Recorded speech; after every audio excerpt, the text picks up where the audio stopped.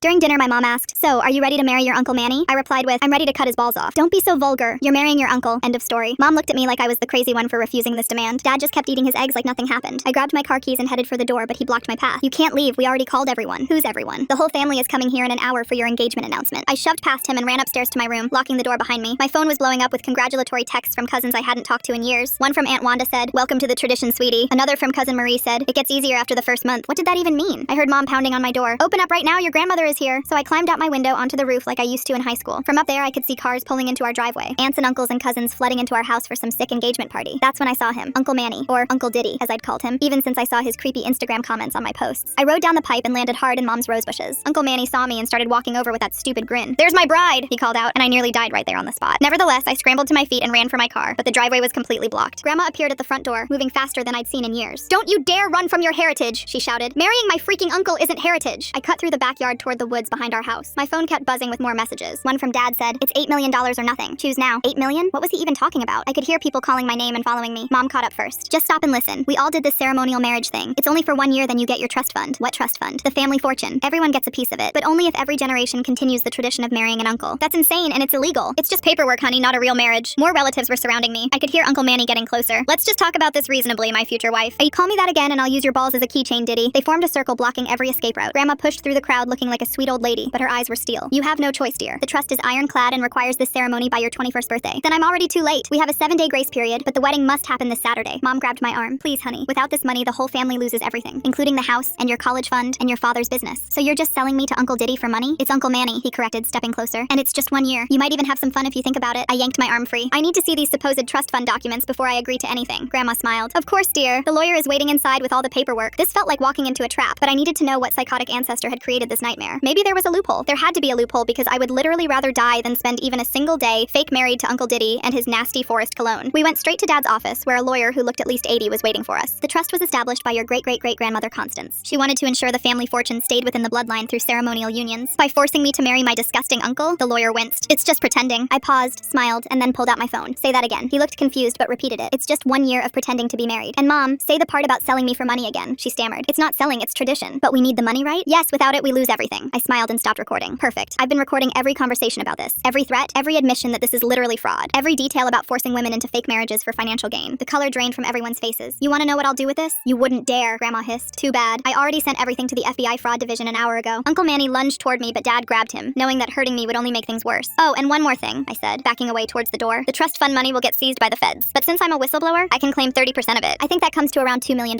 "You snake," my mother spat out, but I didn't bother responding since most of them were going straight behind bars.